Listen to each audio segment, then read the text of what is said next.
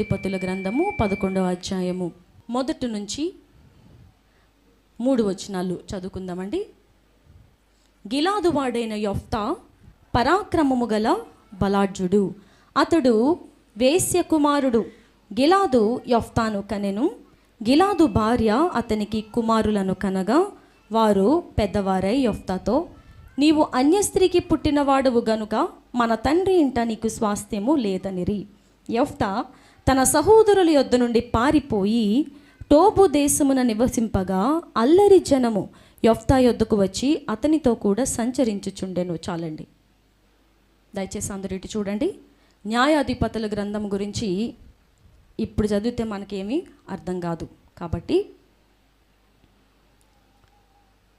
దేవుడు రాజులకు సమయం ఇచ్చే ముందు ఇశ్రాయేలీయులకు ఐగుప్తు దేశంలో నుండి కనాను దేశమునకు వచ్చే ప్రయాణంలో న్యాయాధిపతులను నియమించారు. ఎవరిని నియమించారు? న్యాయాధిపతులు. అంటే యెహోషువ ఉన్నంత వరకు ఫస్ట్ మోషే నాయకత్వంలో ఉన్నారు అందరూ. ఆ తర్వాత మోషే నుంచి ఇశ్రాయేలీయుల యొక్క పగ్గాలు యెహోషువ చేతిలోనికి వచ్చాయి. యెహోషువ సమర్థవంతంగా ఇశ్రాయేలీయులను కనాను దేశంలోనికి నడిపించిన తరువాత యెహోషువ మృతి చెందారు, చనిపోయారు. అయితే ఇప్పుడు యెహోషువ తర్వాత ఇశ్రాయేలీయులను నడిపించగలిగినటువంటి సత్తా, సామర్థ్యము ఎవరికి లేకపోయింది. ఆయన తర్వాత ఎవరు ట్రైన్ అప్ అవ్వలా. అయితే దేవుడు ఏం చేశారంటే ఎవరు లేకపోవటం చూసి వారందరికీ కూడా న్యాయాధిపతులను నియమించారు. ఇంచుమించుగా 9 న్యాయాధిపతులు ఉన్నట్టుగా మనం చూస్తాము.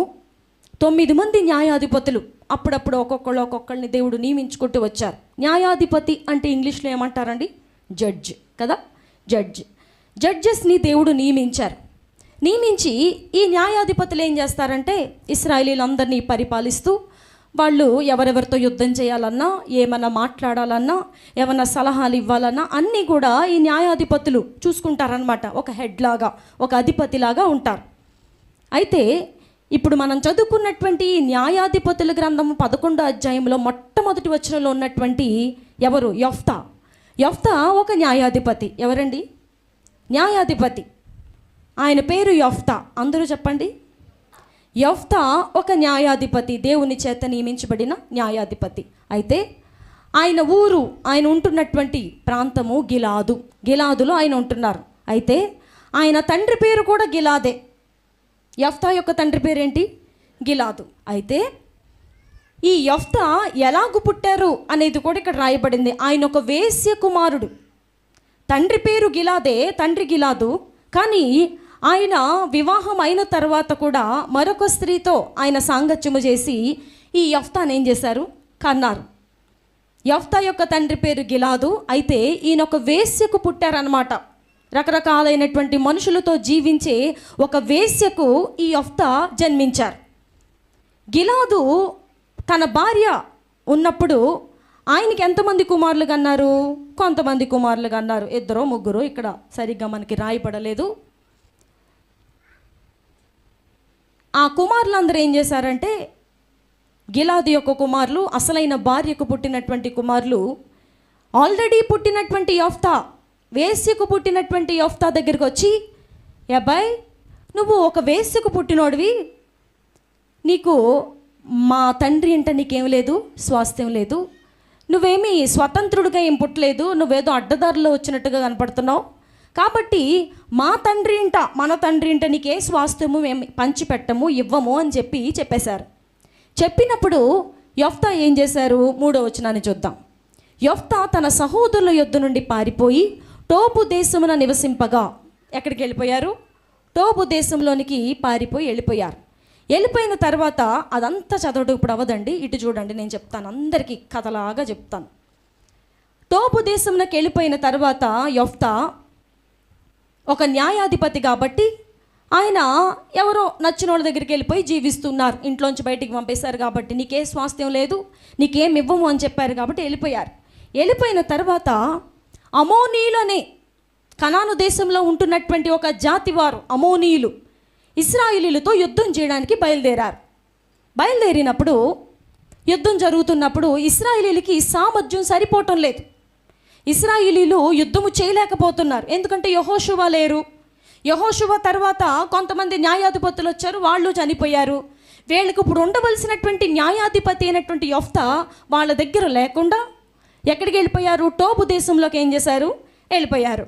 ఇప్పుడు అమ్మోనీయులతో యుద్ధము చేయగలిగినటువంటి ఆ యొక్క సత్తా, అంత బలము ఇశ్రాయేలీయుల దగ్గర లేకపోయింది. లేకపోయేసరికి ఇశ్రాయేలీల్లో కొంతమంది ఏం చేశారంటే టోబు దేశంలో నివసిస్తున్న యెఫ్తా దగ్గరికి పరిగెత్తారు. అయ్యా బాబు, నువ్వు అర్జెంటుగా మా దగ్గరికి రావాలి, వచ్చి అమ్మోనీయులతో యుద్ధం చేసి మా దేశానికి అనగా ఇశ్రాయేలీయులమైన మనకి జయము తీసుకుని రావాలి అని చెప్పారు. అప్పుడు యెఫ్తా అంటారు, ఇదేంటిది ఇది?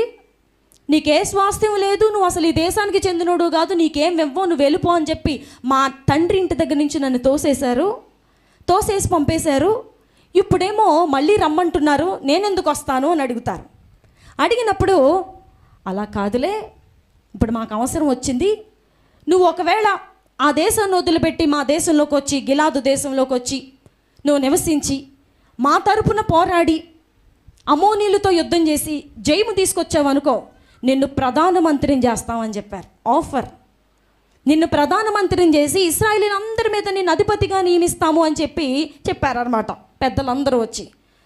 ఓహో నిజమా, అయితే నేను ఖచ్చితంగా వస్తానని చెప్పి యెఫ్తా న్యాయాధిపతి కాబట్టి, పరాక్రమం కలిగిన బలాఢ్యుడు కాబట్టి, యుద్ధ నైపుణ్యత కలిగిన వ్యక్తి కాబట్టి గబగబా పరిగెత్తుకుంటూ ఆ ప్రైమ్ మినిస్టర్ పదవిని ఆశపడి ఇశ్రాయేలీయుల దగ్గరికి వచ్చి అమ్మోనీయుల రాజు దగ్గరికి కొంతమంది మనుషులు పంపిస్తారు. ఎవరు? యెఫ్తా.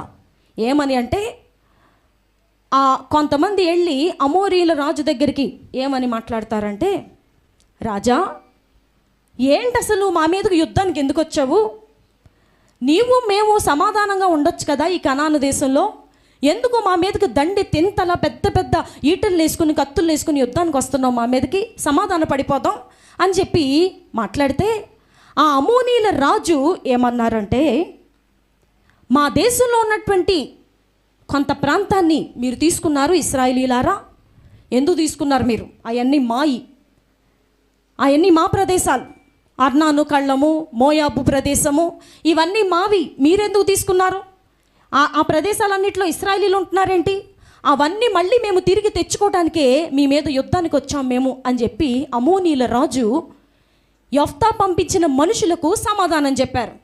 అప్పుడు యెఫ్తా ఏమన్నారంటే, అలా కాదు, మేమేం తీసుకోలేదు, ఇలా జరిగింది. దేవుడు మమ్మల్ని ఐగుప్తు దేశంలోంచి బయటకు తీసుకొచ్చినప్పుడు మేము కనాను దేశమునకు వచ్చే ఈ ప్రయాణం అంతటిలో కూడా మేము మధ్యలో కొంతమంది రాజులను అడిగి, అయ్యా మీ దేశంలో నుంచి మేము బయటికి వెళ్ళొచ్చా, ఈ ప్రాంతంలో నుంచి మేము వెళ్ళొచ్చా అని అడిగితే కొంతమంది అమ్మోనీయుల రాజు మా మీదకి యుద్ధానికి వస్తానని చెప్తున్నాడు, ఇప్పుడు మాకు మీరు సహాయం చేయాలి, ఈ అమ్మోనీయుల మీద మాకు జయము కావాలి, మేము ఓడిపోతే మమ్మల్ని చాలా హేళనగా మాట్లాడతారు, మీ నామాన్ని అవమానపరుస్తారు, కాబట్టి మీరు మా మధ్యలో ఉండి మాకు జయము ఇవ్వండి ప్రభువా అని ప్రార్థన చేసినప్పుడు దేవుడు ఏం చేశారంటే జయమిచ్చారండి అమోనీయుల మీద ఇశ్రాయేలీయులకు. యెఫ్తా ద్వారా ఇలా జరుగుతున్నటువంటి సందర్భంలో యెఫ్తా యుద్ధమునకు వెళ్ళేటప్పుడు ఎవరు చేయనటువంటి, ఎప్పుడు ఏ మనిషి నోట్లో నుంచి రానటువంటి ఒక విచిత్రమైనటువంటి ఒడంబడిక, ఒక విచిత్రమైనటువంటి నిబంధన చేసుకున్నారు. ఏంటో తెలుసా అండి?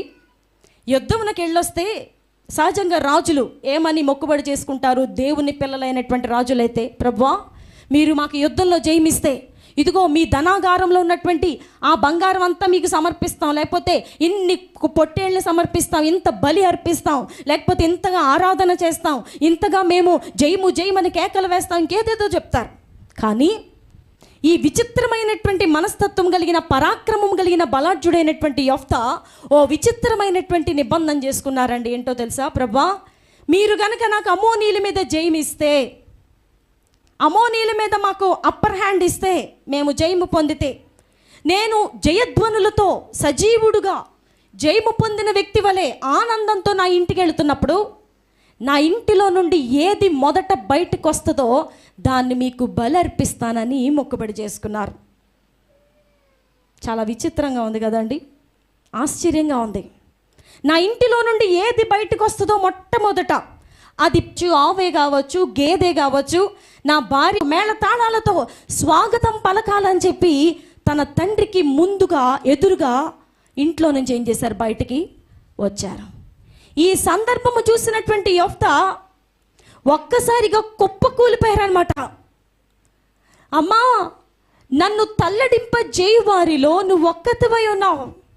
యొఫ్తాకి ఆ ఒక్క కుమార్తె తప్ప ఎవ్వరూ లేరని రాయబడింది. యొఫ్తాకి ఎంతమంది పిల్లలో తెలుసండి? ఒక్క పాపే. ఇంకా ఎదర వెనకాల ఎవ్వరూ లేరు, కుమారులు లేరు, ఇంకా కూతుర్లు ఎవ్వరు లేరు, ఒక్కతే కూతురు. ఆమె యొఫ్తాను ఎదుర్కోవడానికి ఇంటిలో నుంచి మొట్టమొదటిగా బయటకు వచ్చి స్వాగతం పలకడానికి వచ్చారు. ఈ సందర్భాన్ని చూసినటువంటి యొఫ్తా తనకొచ్చిన జయాన్ని మర్చిపోయి బాధతో నింపబడ్డారు. అయ్యో, నేను ఇప్పుడు దేవునికి మొక్కుబడి చేసుకున్నాను, నేను దేవునికి మాట ఇచ్చాను. ఏమని? నా ఇంట్లో నుంచి మొట్టమొదటి ఏది బయటకు వస్తుందో దాని పలానా కొండ మీద తీసుకెళ్ళి ఏం చేస్తానని, బలర్పిస్తానని. నువ్వు వచ్చేవేంటమ్మా? ఉన్న ఒక్కగానొక్క కూతురు నువ్వు వచ్చేవేంటమ్మా? ఇప్పుడు నేను తీసుకెళ్ళి నేను ఏం చేయాలి? అక్కడ బలర్పించాలి. ఆయన మాట్లాడుతూ అంటారు, న్యాయాధిపతుల గ్రంథము 11వ అధ్యాయంలో మనం చూస్తే 34వ వచనాన్ని చూడండి దయచేసి.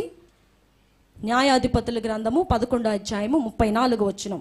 యొఫ్తా మిస్పాలోనున్న తన ఇంటికి వచ్చినప్పుడు అతని కుమార్తె తంబురులతోనూ, వేటిని పట్టుకున్నారు? తంబురులు పట్టుకున్నారు, నాట్యము చేసుకుంటూ బయలుదేరి అతనిని ఎదుర్కొనెను. ఆమె గాక అతనికి మగ సంతానమే గాని ఆడు సంతానమే గాని లేదు. చూసారా? అంటే యొఫ్తాకి ఎంతమంది పిల్లలండి? ఒక్క పాపే. ఆడు సంతానం కానీ మగ సంతానం కానీ ఎవ్వరూ లేరు. కాబట్టి అతడు ఆమెను చూచి తన బట్టలు చింపుకొని, అయ్యో నా కుమారి, నీవు నన్ను బహుగా కృంగజేసితివి, నీవు నన్ను తల్లడింప చేయు వారిలో ఒకతివై ఉన్నావు, నేను యెహోవాకు మాట ఇచ్చి ఉన్నాను గనుక వెనక తీయలేననగా. చూసారా? ఇటు చూడండి. యొఫ్తా దేవుని బిడ్డ, దేవుని చేత నడిపించబడుతున్నవాడు. వేశ్యకు పుట్టిన మాట నిజమే కానీ యొఫ్తా దేవుని చేత నియమించబడినటువంటి న్యాయాధిపతి. కానీ యుద్ధములో జయమొచ్చినప్పుడు ఏదైనా బలి అర్పిస్తానని ఒప్పుకోవాలి, కానీ ఏదైనా బలిస్తాను లేకపోతే ఇంకేదో విస్తారమైన బంగారము, విస్తారమైనటువంటి వెండి, పలానా చోట దేవుని మందిరం కట్టిస్తాను, లేకపోతే ఇంకేదో చేస్తాను, హోమాలు చేస్తానని చెప్పాలి. కానీ నా ఇంటిలో నుంచి మొదట బయటికి ఏది వస్తుందో దాన్ని తీసుకెళ్ళి మీకు అర్పిస్తానని చెప్పాలంటే ఎంత గట్స్ ఉండాలండి, ఎంత ధైర్యం ఉండాలి, ఎలా చెప్పాలో నాకు అర్థం కావటం లేదు. కానీ అసలు ఆ నోట్లో నుంచి ఆ మాట ఎలా వచ్చింది యొఫ్తాకి? అంటే ఇంట్లో నుంచి ఏది బయటకు వస్తుంది అనుకున్నారా? ఆయన అనాలోచనగా నిబంధన చేసుకున్నారా? ఏం పర్వాలేదులే, అమ్మోనీల మీద జయం వస్తే చాలు, ఇంట్లో నుంచి ఎవరు బయటకు వస్తారులే, ఎవరు రారు, ఎవరిని బలి ఇవ్వాల్సిన అవసరం లేదు, ఏ కుక్కో పిల్లో గాడిదో నక్కో వస్తుందని అనుకుని ఆ మాట నిబంధన చేసుకున్నారా దేవుని దగ్గర? అంటే కాదు. ఆయన బాగా ఆలోచించే మనిషే. 20 పట్టణాల జనాలను ఒక్క మాటుగా హతమార్చినటువంటి బలాఢ్యుడు, పరాక్రమము కలిగినటువంటి బలాఢ్యుడైనటువంటి యొఫ్తా అనాలోచనగా నిబంధన చేయలేదు. ఆలోచించే, తెలిసే మనుషులే వస్తారు, ఎవరు వచ్చినా. ఆ టైంలో ఆయన అనుకోవచ్చు, ఒకవేళ నా కూతురు వస్తే, ఒకవేళ నా భార్య వస్తే, ఒకవేళ నాకు ఇష్టమైనటువంటి నా ఇంట్లో ఒక దాసుడు వస్తే ఎవరిని బలి ఇవ్వాలి? ఒక్కతే కుమార్తె కదా, ఒకవేళ ఆ అమ్మాయి వస్తే ఆ అమ్మాయిని తీసుకెళ్ళి నేను ఇప్పుడు చంపేయాలా? దేవుని సముఖమందు పలానా కొండ మీద నేను దేవునికి బలి చేయాలా? నిండు వయసులో ఉన్నటువంటి యవనస్తురాలను తీసుకుని పోయి నేను ఇంకా వివాహము కాకముందే ఆ బిడ్డను తీసుకెళ్లి దేవునికి సమర్పించాలా అన్న ఆలోచన యొఫ్తాకి రాలేదంటారా?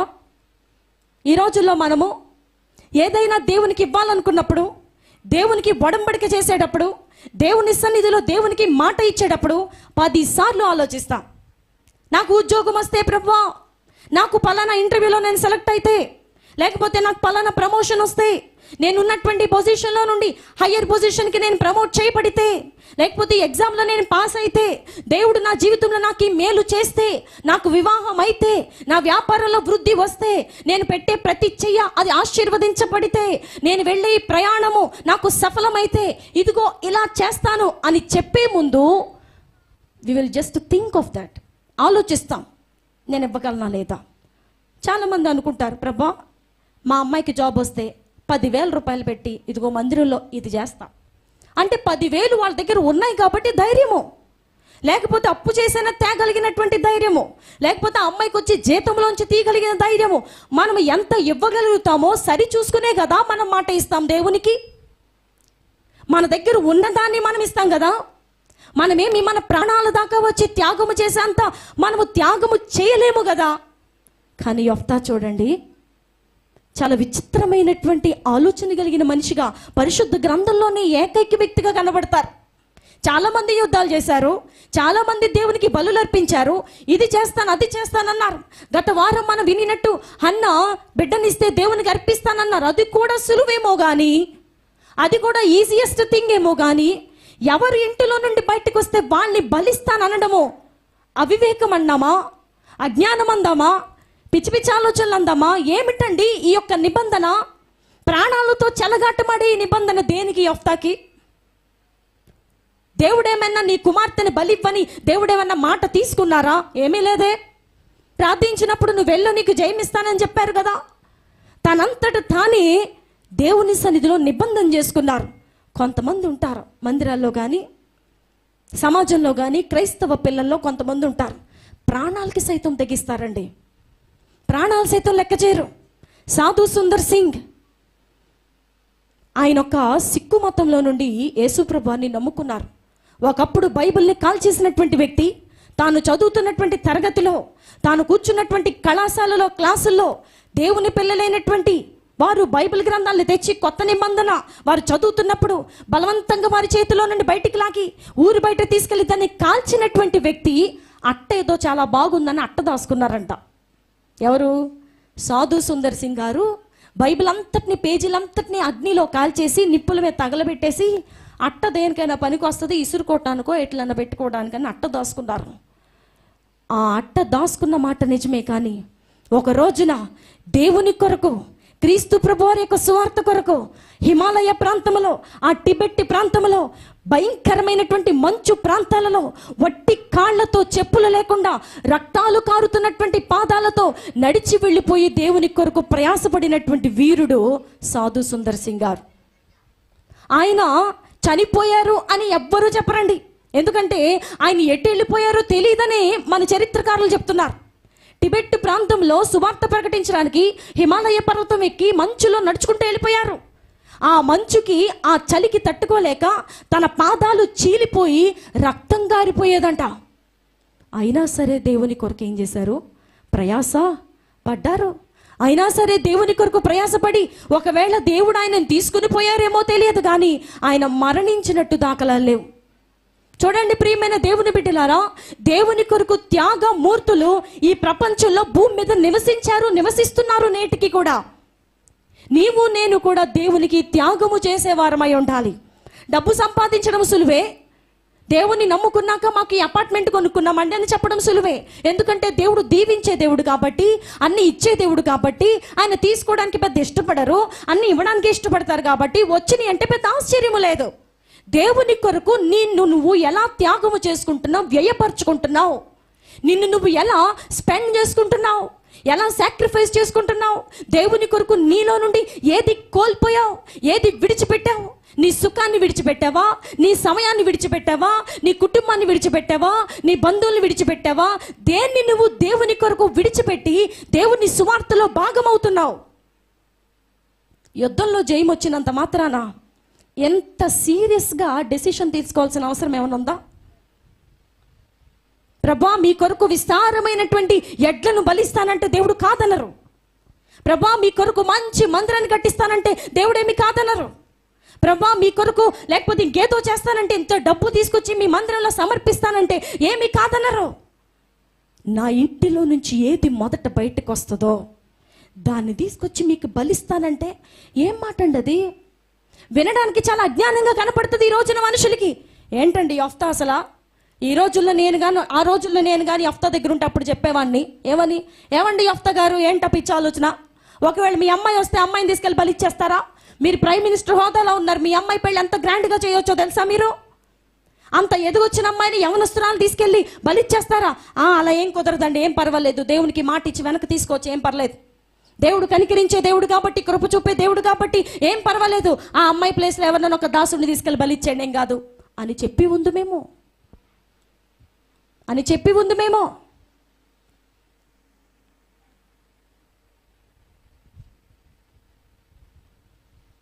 ఎలాంటి త్యాగపూరితమైనటువంటి నిబంధన! ప్రాణాలతో చెలగాటమా? ప్రాణాలు పోయినా పర్లేదా అంటే దేవుని కంటే తన కుమార్తెను ఎక్కువగా ఎంచుకొనలేదు.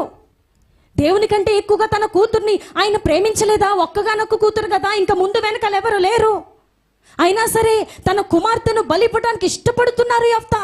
అందుకనే దేవుడు తనని పరాక్రమం కలిగిన బలాఢ్యుడు అని పిలిచారు. బైబిల్లో ఇద్దరినే పరాక్రమం కలిగిన బలాఢ్యుడు అని పిలిచారు. ఒకళ్ళని గిద్యోన్ని, ఇంకొకళ్ళని యెఫ్తాని. గిద్యోను కూడా అంతే, గోధుమలను దొళ్ళగొట్టుకుంటున్నారు, చెట్టు చాటుకి వెళ్ళిపోయి దేవుని దూత పిలుస్తున్నారేమని, పరాక్రమం కలిగిన బలాఢ్యుడా. దేవుని యందు భయభక్తులు కలిగి భక్తి చేసేవారు, దేవుని కొరకు త్యాగము చేసే మనస్తత్వం గలవారు ఎంత దీన స్థితిలో ఉన్న దేవుడు వారిని అదే పేరు పెట్టి పిలుస్తారండి. గిద్యోను ఏమి రాజవస్త్రాలు ధరించేమీ లేడు, మస్తకి వృక్షం చాటుకి వెళ్ళిపోయి గోధుమలను దొల్లగొట్టుకుంటున్నాడు, ఏం చేయాలో తెలియక. దేవుడు ఆయన దగ్గరికి వచ్చి గిద్యోను అని పిలవలేదు, లేకపోతే ఏంటబ్బాయి పీరుకోడా ఏం చేస్తున్నావు అక్కడిట్రా, నువ్వు అసలే పరాక్రమం కలిగిన బలాఢ్యుడు అనుకుంటున్నానల్లా. పరాక్రమం కలిగిన బలాఢ్యుడా, కమ్ అవుట్.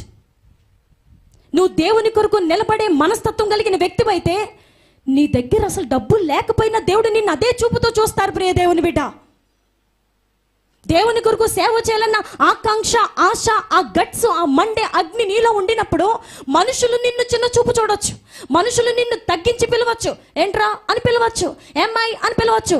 కానీ దేవుని దృష్టిలో నువ్వెవరివో తెలుసా? పరాక్రమం కలిగిన బలాఢ్యుడివి, పరాక్రమం కలిగిన బలాఢ్యురాలివి. దేవుడు నిన్ను అదే సంబోధించి పిలుస్తారు బయటికి. పరాక్రమం కలిగిన బలాఢ్యుడని ఎందుకన్నారు యెఫ్తాని దేవుడు? యెహోషువ ఎప్పుడు ఇలా త్యాగం చేయలేదు, మోషే తన పిల్లల్ని త్యాగం చేయలేదు. అబ్రహాము తర్వాత త్యాగము చేసి తన బిడ్డను సహా బలివ్వడానికి ముందుకొచ్చినటువంటి యెఫ్తా మాత్రమే.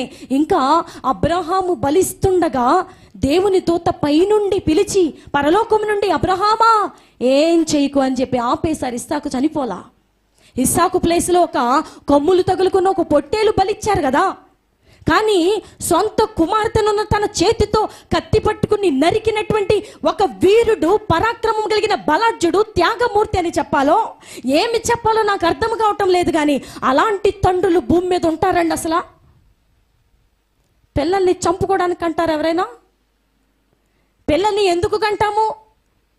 వారి మన స్వరూపమందు మనం చూసుకోవాలి, మా ప్రేమకు చిహ్నముగా వారిని మేము కనుగొనాలి. ఈ భూమి మీదకి మేము కూడా పిల్లల్ని తీసుకుని రావాలి, వారిని చదివించాలి, పైకి తేవాలి, దేవుని కొరకు మహిమకరంగా వారిని లేపాలి, సువార్థికులుగా, సేవకులుగా, పాటలు పాడేవారిగా, పరిచర్య చేసేవారిగా లేపాలని ఆశపడతారు కదా తల్లిదండ్రులు. యెఫ్తా అందుకు భిన్నంగా కనబడుతున్నారండి తండ్రి బాధ్యతగా. ఆయన ఒక తండ్రి అయి ఉండి సొంత కుమార్తె ముందుకు వచ్చినప్పుడు కాసేపు తల్లడిల్లినట్టు కనపడ్డారేమో కానీ, అమ్మా ఏంటమ్మా ఇంత పని చేసావు, నువ్వు బయటకు వచ్చావేంటమ్మా, నేను దేవునికి మాట ఇచ్చాను, ఆ మాట నుండి నేను వెనక్కి ఏం చేయలేను, రాలేను, ఆ మాట నేను వెనక్కి తీయలేనమ్మా, నేను మాట ఇచ్చాను కానీ వెనక్కి తీయలేనమ్మా అని ఎట్లా అంటున్నావయ్యా యెఫ్తా? అంటే నిజంగా తీయలేవా? మాటని వెనక్కి తీసుకుని అంత నీకు దేవుడేమన్నా నోటికి కళ్ళం వేసి చేతులు కట్టారంటే లేదు కదా. ఈ రోజున మనుషులకి నిజంగా దేవుని భయం లేక అనేకమైనటువంటి మాటలు, అనేకమైనటువంటి నిబంధనలు, వడంబడికలు దేవునితో సులువుగా ఇట్టే చేసేస్తారు. ప్రభా నాకు కానీ ఈ జాబ్ వస్తే, నాకు కానీ నెలకి ఇంత లక్షలు ఇంత వేలు జీతం వస్తే, ఇకేం లేదు ప్రభా, మందిరం కట్టేటప్పుడు మెయిన్ గుమ్మం నేనే కొనేస్తా, మందిరం కట్టేటప్పుడు స్లాబ్లో సగం సిమెంట్ బస్తాలు నేనే కొంటా. డంబాలకి చెప్తారు కొంతమంది, మందిరానికి సంబంధించినటువంటి ఖర్చు అంతా నేనే భరించేస్తాను, పలానా కూటంలో ఉన్నటువంటి అది నేనే చేసేస్తాను అని ఆ సమయంలో ఉన్నటువంటి బాధను బట్టి, ఆ ఉద్యోగం రావటం లేదు కాబట్టి ఇలా చేస్తేనే వస్తుందన్న ఆశతో ఓ రకంగా చెప్పాలంటే స్వార్థపూరితమైన మనసుతోనే మనం దేవుని దగ్గర ఒడంబడికలు చేసుకుంటాం. చాలా చేసాము ఇప్పటికీ. మీకే తెలుసు, మనకే తెలుసు ఎన్ని రకాలుగా దేవుని దగ్గర వాగ్దానాలు, ఒడంబడికలు, ప్రామిసులు చేసావో నీకు తెలుసు. ప్రభా, నాకు కానీ ఈ వ్యాధి తగ్గిపోతే, నాకు కానీ ఈ రిపోర్ట్లన్నీ నార్మల్గా వస్తే కూటం పెట్టించుకుంటా, అందరికీ భోజనాలు పెడతా. కూటం టైం వచ్చేసరికి టిఫిన్ పెట్టమంటారండి, లేకపోతే మిక్సరు స్వీట్ ఇచ్చేయమంటారా? నువ్వేం ఒడంబడిక చేసావు దేవునితో? నువ్వు దేవునితో మాట్లాడేటప్పుడు నీ వ్యాధి పోతే, నీకున్నటువంటి ఆ యొక్క రిపోర్ట్లన్నీ నార్మల్గా వస్తే నువ్వు ఏమని అనుకుని నువ్వు అలా ముందుకు దిగావు, అది గుర్తు తెచ్చుకో ఒకసారి. యొఫ్తా ఇలా అనుకున్న సంగతి భార్యకు తెలీదు, ఇలా అనుకున్న సంగతి తన చుట్టూ ఉన్నటువంటి ఆ సైనికులకు తెలీదు, ఎవరికి తెలీదు. తన మనసులో అనుకున్నారు. ప్రభా, ప్రార్థన చేసేటప్పుడు తన ప్రైమ్ మినిస్టర్ అయినప్పటికీ ప్రార్థనా జీవితాన్ని కోల్పోలేదు. దేవుని సన్నిధికి పోయి ప్రభా మాకు జయం ఇవ్వండి అని దేవుని సన్నిధిలో ఏడ్చినటువంటి పరాక్రమము కలిగినటువంటి తండ్రి బలాఢ్యుడు యొఫ్తా. మీరు గనక నాకు అమ్మోనీయుల మీద జయమిస్తే నా ఇంట్లో నుంచి ఏది మొట్టమొదట బయటకు వస్తుందో అది ఏదైనా సరే. ఏంటి ఏదైనా సరేనా అని దేవుడు అనుకుని ఉంటారు. ఏంటి యొఫ్తా, ఏంటి ఇంత త్యాగమూర్తివా నువ్వు? అబ్రహామే అనుకున్నాను ఇప్పటి వరకు. నీ కుమారుని ఒక్కగానొక్క కుమారుని బలిచ్చేయంటే అనామకంగా ఆలోచించకుండా తలంచుకుని వెళ్ళిపోతున్నటువంటి అబ్రహామే నా కుమారుడు అనుకున్నాను. యొఫ్తా, నువ్వు కూడా అబ్రహాము కుమారుల్లో జాయిన్ అయిపోయావా? నిజముగాని ఇంట్లోంచి ఏది బయటకు వస్తావు దాన్ని బలి ఇచ్చేస్తావా? ఇచ్చేస్తాను ప్రభా. ఏదొచ్చినా బలి ఇచ్చేస్తావా? ఇచ్చేస్తాను ప్రభా. నీ భార్య వస్తే ఇచ్చేస్తాను ప్రభా, నీ కుమార్తె వస్తే ఇచ్చేస్తాను ప్రభా. అదేంటయ్యా, వివాహము కాలేదు కదా, యవనస్తురాలు కదా, ఎలా బలిస్తావు? నీ చేతితో నువ్వే బలివ్వగలవా? ఇచ్చేస్తాను ప్రభా. ఏం మనిషి అండి, ఏం మనిషి యొఫ్తా? మనిషేనా లేకపోతే ఏమైనా ఒక శక్తి రూపం ధరించాడా? ఏమని నిబంధనది? ఎలాంటి నిబంధనది? ఈ రోజుల్లో దేవునికి ఇచ్చే విషయంలో బిగపట్టేస్తాం మనం. యొఫ్తాని చూసిన వారందరూ నేర్చుకోవాల్సింది ఏంటో తెలుసా? దేవునికి ఎంతైనా ఇవ్వచ్చు, ఎంతైనా ఇచ్చేవారు ఉన్నారు. సొంత కుమార్తెనే, తన కన్ననటువంటి కుమార్తెనే, తన రూపంలో వచ్చినటువంటి కుమార్తెనే, మల్లారు ముద్దుగా పెంచుకుంటున్నటువంటి తన కుమార్తెనే, ఎంతో అంగరంగ వైభవంగా నా కూతుర్ని పలానా వారికి ఇచ్చి వివాహము చేయాలనుకున్నటువంటి ఆ యవనస్తురాల్నే ఒక రోజున కొండ మీదకి నడిపిస్తున్నారు. దేనికి? వివాహం చేయడానికా? సంబంధాలు చూడ్డానికా? లేకపోతే ఏమన్నా గణపరచడానికా? చావు కేకలు వినపడబోతున్నాయి, చావు కేకలు, ఏడుపులు వినపడబోతున్నాయి. యొఫ్తా భార్య ఈ లోపల బయటకు వచ్చి, ఏంటండి ఏం జరుగుతుంది ఇక్కడ? ఏంటండి యొఫ్తా, ఏంటండి మీరు ఇలా కుంగిపోయారేంటి? అమ్మోనీయుల మీద జయం వచ్చిందన్నమాట మాకు వినపడింది, నిజమేనా?